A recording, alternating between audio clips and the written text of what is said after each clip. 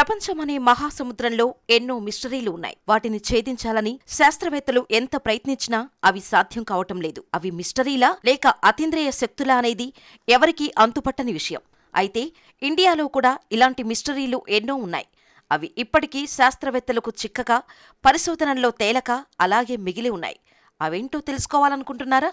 అయితే ఓ లుక్కేయండి. కేరళలోని కోడిన్హి గ్రామంలో 2000 మంది జనాభా ఉంటే వారిలో 200 జంటలు కవలలి.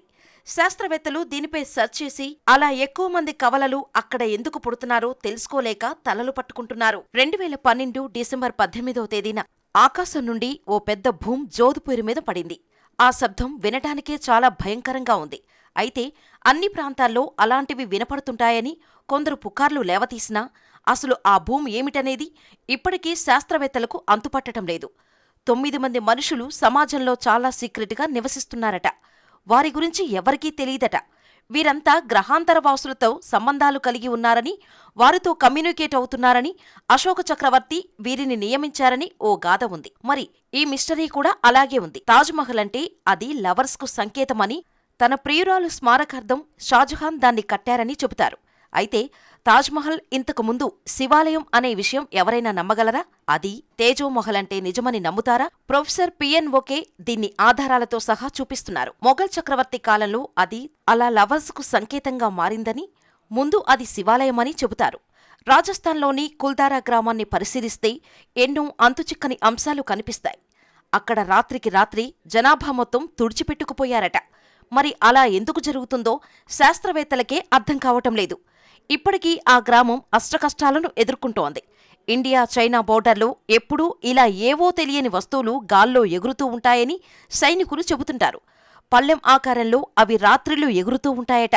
మరి అవి ఏంటనేది ఇప్పటివరకు మిస్టరీనే. ఎవరు ఈ శాంతిదేవి? ఆమె గత జీవితం గురించి ఆమె అక్షరం పొల్లుపోకుండా చెబుతోంది. ఇది ఎలా సాధ్యం? 4 సంవత్సరాల వయసులోనే తన గత జీవితం గురించి, భర్త, పిల్లల గురించి ఆమె ఎలా చెప్పగలిగింది? ఇది కూడా అంతుచిక్కటం లేదు. ఆజాద్ హింద్ ఫౌజ్ని స్థాపించి భారతదేశానికి స్వాతంత్ర్యం తీసుకురావటంలో కీలక పాత్ర పోషించిన నేతాజీ మరణం మిస్టరీగానే ఉంది. ఏవో కథలు బయటకొస్తూనే ఉన్నాయి. ఈ బుల్లెట్ మీద ప్రయాణం చేస్తూ దాని ఓం బన్నా అనే వ్యక్తి చనిపోయారు. అయితే ఇందులో మిస్టరీ ఏమీ లేదు. కానీ ఆ తర్వాతని మిస్టరీ స్టార్ట్ అయింది.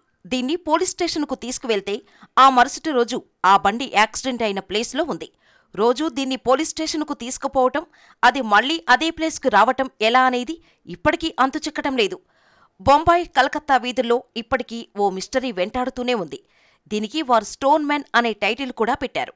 అక్కడ ఓ హంతకుడు రాత్రివేళల్లో సంచరిస్తూ రాయితో మనుషుల్ని చంపేస్తారట. అది ఎవరు అనేది ఎవరికీ తెలియదు. సీరియల్ కిల్లర్లా మనిషిని చంపేసి తలని పుచ్చకాయ పగలగొట్టినట్టు పగలగొట్టిపోతాడట. ఇది అంతుచిక్కని మిస్టరీ. గత 40 ఏళ్ల నుంచి నీరు తీసుకోకుండా జీవిస్తున్నారు ఈ బాబా. ఇతని మీద ఎన్నో ప్రయోగాలు చేసినా కానీ అదేంటో తేల్చలేకపోయాయి. శాస్త్రవేత్తలు ఏమీ చేయలేక అది మిరాకిల్ అంటూ తేల్చిపడేశారు. ప్రతి సంవత్సరం అస్సాంలోని ఓ చిన్న గ్రామంలో ఎన్నో జాతుల పక్షులు చనిపోతుంటాయి. అది కూడా కేవలం సాయంత్రం సమయంలోనే అలా జరుగుతూ ఉంటుంది. రోజూ 100ల సంఖ్యలో ఆ గ్రామానికి ఈ పక్షులు ఆకాశమార్గం గుండా వచ్చి అక్కడ చనిపోతాయి. అసలెందుకు అలా జరుగుతుందో ఎవరూ కనిపెట్టలేకపోతున్నారు. హిమాలయాల్లో ఓ భయంకరమైన మంచు మనిషి తిరుగుతూ ఉంటాడట. అతను చూసేదానికి పెద్ద కోతిలాగా చాలా భయంకరంగా అరుస్తూ విహారం చేస్తుంటాడు. అతనెవరనేది, అసలు మనిషేనా అనేది ఇప్పటికీ తెలుసుకోలేకపోతున్నారు. అనంతపూర్లోని లేపాక్షి టెంపుల్లో ఓ స్తంభం అలా కదులుతూ ఉంటుంది. దాదాపు 70 పిల్లర్స్ అక్కడ లేపాక్షి దేవాలయాన్ని కాపాడుతూ ఉంటే ఈ పిల్లర్ మాత్రం గాల్లో లేచినట్టుగా అటూ ఇటూ కదులుతూ ఉంటుంది. అది నేలను తాకకుండా గాల్లోనే ఉంటుంది. అదెలా సాధ్యమనేది అంతుచిక్కటం లేదు. ఉత్తరాఖండ్లో ఉన్న ఈ సరస్సు కూడా ఓ మిస్టరీలా మారింది. దీన్ని అస్థిపంజర సరస్సు అని కూడా పిలుస్తారు. దీన్ని 1972లో కనుగొన్నారు. ఈ సరస్సులో పూర్తిగా మంచు కరిగిపోయినప్పుడు అనేక అస్థిపంజరాలు బయటకొచ్చాయి. మరి ఆ అస్థిపంజరాలు అక్కడికి ఎలా వెళ్లాయనేది ఇప్పటికీ అంతుచిక్కటం లేదు.